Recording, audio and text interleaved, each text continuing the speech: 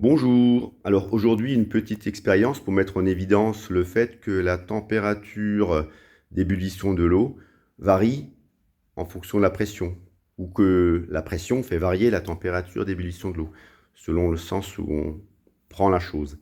Donc ici, on a donc une pompe à vide, d'accord?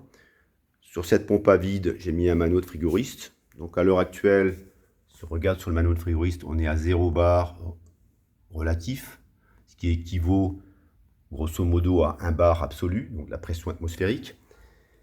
Et je suis raccordé sur ce manuel de frigoriste sur un bocal rempli d'eau. Alors cette eau, à l'heure actuelle, elle est à 23,7 degrés.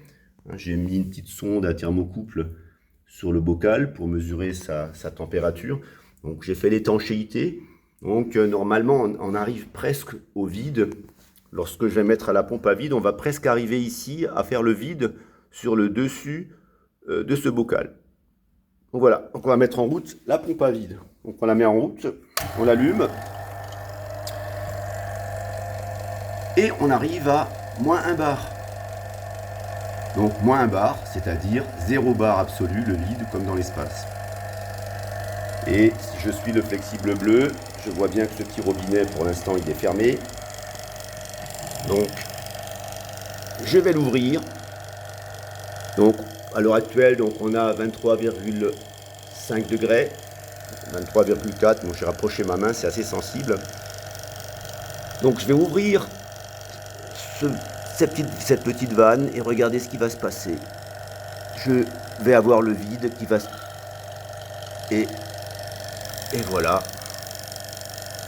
L'eau bout. Donc l'eau bout à 23,5 degrés. C'est une belle ébullition. Alors regardez ce qui se passe en parallèle. Donc l'eau se met à bouillir. L'eau elle bout. Regardez la température. Si vous voulez, je vous ramène le thermomètre par là, vous le verrez mieux. Donc l'eau bout. Et regardez la température. Ce qu'elle fait, la température elle descend. On était à plus de 23, on est déjà à 22,8. On a déjà perdu 0,3, 0,4 degrés. 22,7.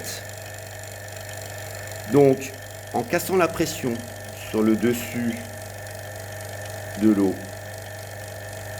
on peut la faire bouillir bien en dessous de 100 degrés. Et ça s'accompagne d'un abaissement de température. Donc l'eau pour bouillir, en fait, elle a besoin d'énergie. Donc l'énergie, elle va aller la chercher autour d'elle.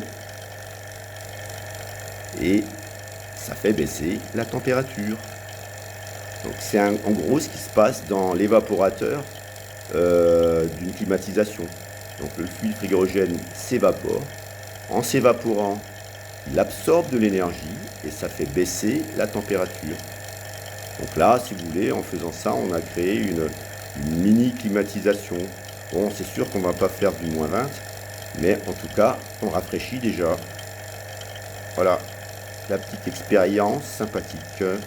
Merci, bonne journée.